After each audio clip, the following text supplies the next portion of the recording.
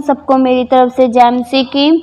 आज हम सीखेंगे 10 कुमारियों के दृष्टांत के बारे में। वचन निकाले मत्ती 25 का 1 से लेकर 13 तक आज हम मनन करेंगे। और इसमें ऐसा लिखा है, स्वर्ग का राज्य उन 10 कुंवारियों के समान होगा जो अपनी मशालें लेकर दूल्हे से भेंट करने को निकली। उनमें से 5 मूर्ख और 5 समझदार थी। मेरे प्रिय भाई बहनों, स्वर्ग का राज्य उन 10 कुंवारियों के समान होगा जो अपनी मशालें लेकर दूल्हे से भेंट करने को निकली। दुल्हा कौन? प्रभु यीशु मसीह। और दुल्हन को दर्शाया गया है कलीसिया, अर्थात कलीसिया के लोग। आमीन।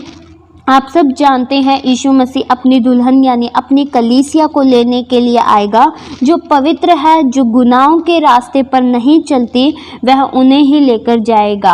और जिसका मन निष्कपट रहता है, उन्हीं को अपने साथ लेके जाएगा। वह छल वाले को लेने के लिए नहीं आएगा, जो अभी भी किसी को बुरा देखते हो, जो पाप में जीवन जीती हो और जो कार्य नहीं करने चाहिए उसे करती है, तो वह नहीं जाएगी, पर वही कलीसिया उठाई जाएगी जो सच्चाई के रास्ते पर चलती है, जो मिलावटी जीवन नहीं जीती, जो दो रंगी जीवन नहीं जीती।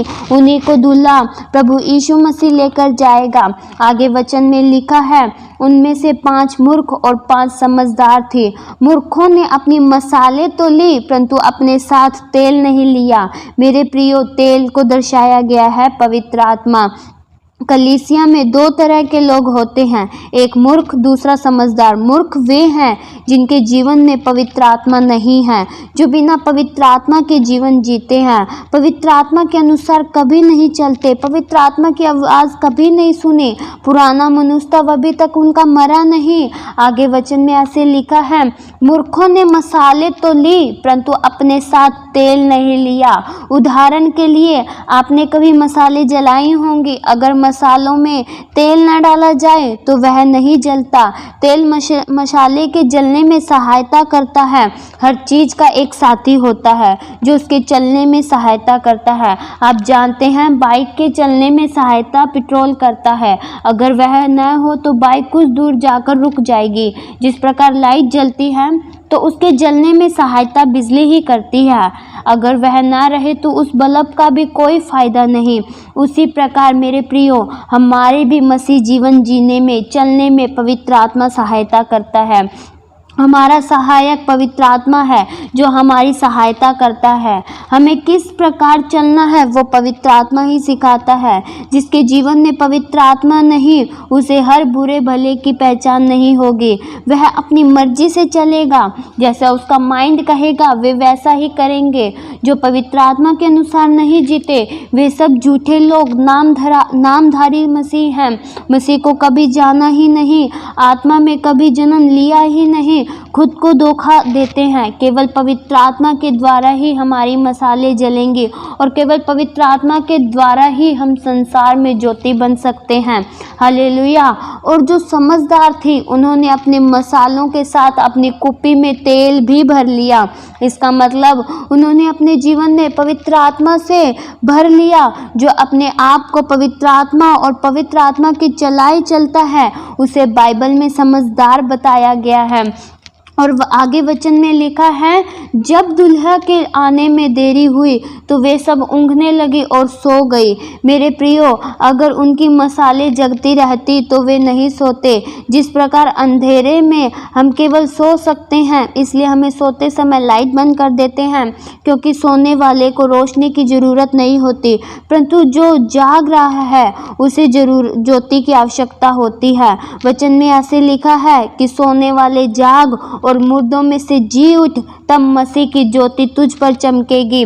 मसीह जीवन और मसीह की ज्योति को प्राप्त करना चाहिए और पवित्रता के साथ हमें प्रभु यीशु मसीह की बाट जोड़नी चाहिए और अपने जीवन को ज्योति के सामने ला कर देखना है कि कहीं कोई मुझ में कोई बुराई तो नहीं, मैं प्रभु यीशु से दूर तो नहीं जा रहा, कहीं संसार का आलस पाप तो नहीं मेरे जीवन में आ रहा। अगर किसी के जीवन में ये सब बुराई है तो वह प्रभु यीशु मसीह से आज भी दूर है। इसलिए ज्योति का सिर्फ एक ही कार्य है, क्योंकि वह हमें सब चीज़ें दिखाती है। जिसके जीवन में बुराई है तो ज्योति उसे प्रकट करती है। आगे वचन में लिखा है, आधी रात को धूम मची, देखो दुल्हा आ रहा है, उससे भेंट करने के लिए चलो।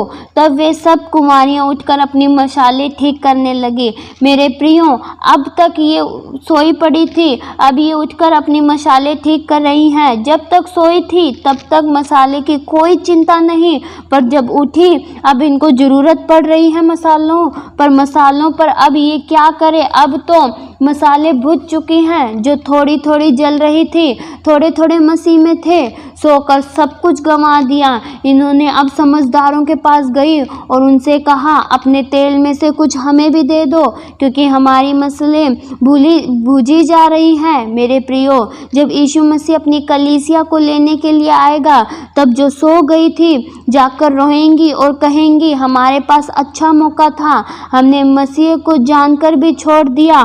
प्रभु का आगमन निकट है, वो जो तैयार है उन्हें ले जाएगा। आगे वचन में ऐसा लिखा है, समझदारों ने उत्तर दिया, कदाचित यह हमारे लिए पूरा न हो, भला तो यह है कि तुम बेचने वालों के पास जाकर अपने लिए मोल ले लो। मेरे प्रियो, यहाँ पर बुद्धिमान कुंवारियों ने उन मूर्ख कुंवारियों को तेल देने से साफ साफ इनकार कर दिया। उन्होंने सोचा, कहीं हम दोनों यह पूरा न हो तो तुम बाहर से बेचने वालों से ले आओ, कहीं हम भी तुम्हारे कारण यहाँ ना रह जाएं। वे उनसे उलझी नहीं, उन्हें साफ साफ मना करके उन्हें अपने पास से भेज दिया। और जब वे मोल लेने जा ही रहे थे, अचानक दूल्हा आ पहुंचा और जो तैयार थी वे उसके साथ विवाह के घर में चली गई और द्वार बंद कर दिया गया। मेरे प्रियो भाई बहनों, जो तैयार है मसीह उन्हीं को अपने साथ लेकर जाएगा। जिन्होंने विवाह का वस्त्र पहना है और जिन्होंने अपने आप को पवित्र किया, जो जागते रहे वही उठाए जाएंगे। इसके बाद वे दूसरी कुंवारियां भी आकर कहने लगी, हे स्वामी, हमारे लिए द्वार खोल दे। मेरे प्रियो, समय अभी है, अपने पापों से क्षमा पाकर पवित्र हो जाओ। इसके बाद समय खत्म हो जाएगा और हम अवसर खो बैठेंगे। इसके बाद रोने से कुछ भी नहीं मिलेगा। हालेलुया। प्रभु यीशु मसीह ने उन कुंवारियों से कहा, मैं तुमसे सच सच कहता हूँ, मैं तुम्हें नहीं जानता, इसलिए जागते रहो, क्योंकि तुम न उस दिन को जानते हो न उस घड़ी को। मेरे प्रियो, प्रभु कभी भी आ सकता है, उसका आगमन निकट है। जो तैयार है उन्हें वे ले जाएगा। प्रभु यीशु मसीह ने कोई दिन नियुक्त नहीं किया, वो कभी भी किसी भी समय आ सकता है, इसलिए हमें हमेशा तैयारी के साथ उसकी बाट जोनी चाहिए। आपको प्रभु यीशु मसीह इस वचन के द्वारा आशीष दे। आइए हम आखिरी प्रार्थना करें। Hallelujah, hallelujah. स्वर्गीय आसमानी पिता, हम आपका धन्यवाद करते हैं, आपका आगमन निकट है, आप कभी भी आ सकते हैं। हम पवित्र जीवन जिए, उन मूर्खों की तरह नहीं जो ऊँघने लगे और सो गई, पर उन समझदारों की तरह तैयार रहने पाए और अपने आप को पवित्र कर विवाह का पवित्र वस्त्र पहनकर तैयार रहें। हम पर ऐसा अनुग्रह कर परमेश्वर। सारा आदर महिमा आपके नाम को देते हुए ये प्रार्थना यीशु मसीह के नाम से मांगते हैं। सुनो और कबूल करो पिता, आमीन।